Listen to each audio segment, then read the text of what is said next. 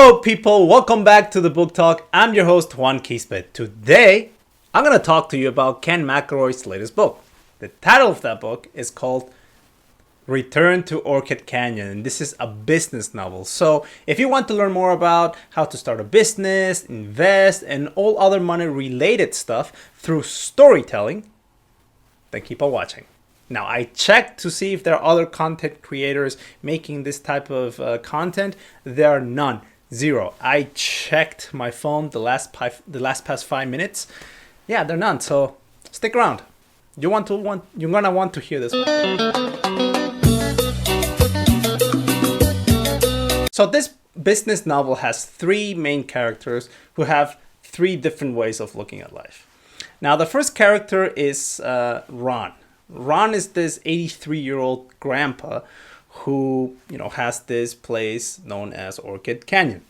And he got this place after the Great Depression, and he had to do what he had to do in order to survive those rough times. And lucky for him, he actually ended up doing pretty well for himself. But he was not able to go to college. So he sends his son David to go get a college education. But later, Ron finds out that his son ends up being broke by the time he's 50. And then, he's thinking to himself, man, maybe this college thing wasn't good as I thought. And David got fired from his job because of this merger and acquisition and layoffs that happened at his company.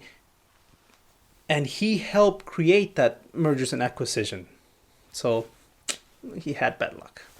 Now, David also has a daughter. The daughter's name is Megan.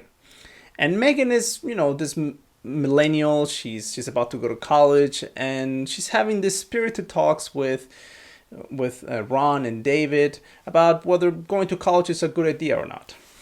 Now, naturally, David is all for it. He's like, yes, you should go to college. That's the only way you're going to find a good paying job. But ironically, he himself is jobless and broke.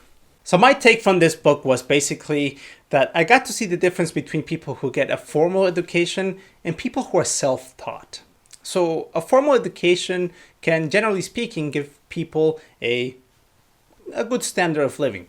But it's self-education that really gets you, that really increases your wealth.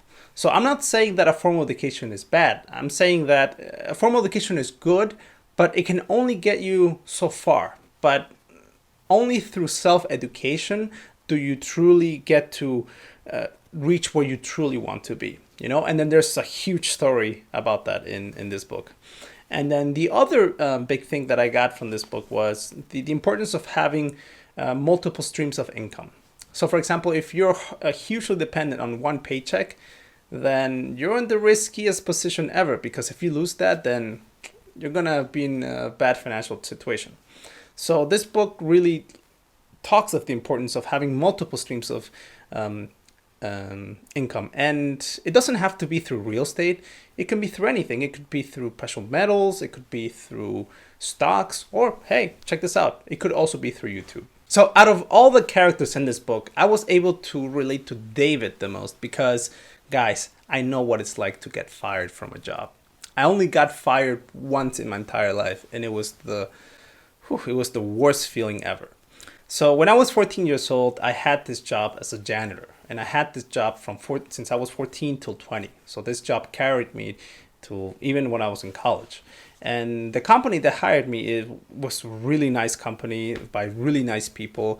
They make commercials for big companies like Coca-Cola, Pepsi, Mountain Dew, and we even had like huge actors like J.V. Smooth to come in and do commercials. And I even got to to do a commercial with him for a Mountain Dew drink. And yeah, so it was amazing, and the pay was great. So I was already used to having this income come in. I thought it'll always be there until one day I get told, hey, we don't need you anymore. You don't have to come. And it wasn't like a face-to-face talk or even on the phone. It was a voice message on my birthday. And I was shocked. I'm like, what did I do? Did I mess up something up? But it turns out that it wasn't me. that I did something bad, but rather the people that hired me, they lost contracts and they could no longer hire me. So they lost their jobs too. They were shocked. And then they had to shock me with this bad news. Now, at that point, I had two options. One was either I can still go to college, finish my degree and everything, and then get hired by some boss who's gonna control my life and can fire me at any time's notice, or learn how to be self-sufficient and never experience that thing ever again.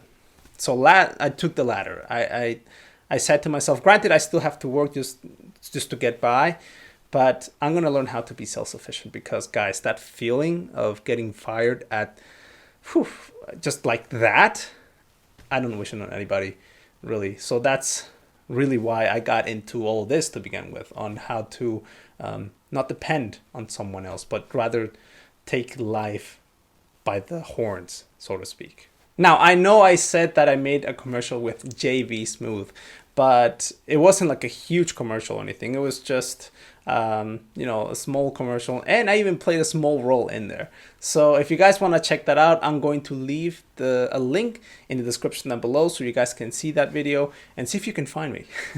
And I have no hard feelings for the company that hired me back then. In fact, I know the owners and everything. I had a really good relationship with them. And I just wanted to share with you guys this personal story about what made me want to, start my business, which I'm basically almost done now. It should be done by the end of this month, March. And that I know what it's like to lose a job. And I don't wish it on anybody. And I can only imagine what my boss must have felt, and what other people feel when they lose their job. I mean, I hear that on the news. How did you feel? Did you guys lose a job? Please comment down below and let me know what you did to overcome that situation. Also, let me know if learning about finance and business through storytelling is better than reading books that just have these technical, terms and jargon. I really want to talk about this topic. So right there on the screen, you can check my other reviews. I talk about biographies. I talk about nonfiction books. So check them out, and you can subscribe. And please give this a like if you got some value out of this video. Guys, thank you so much for watching, and I'll see you next time.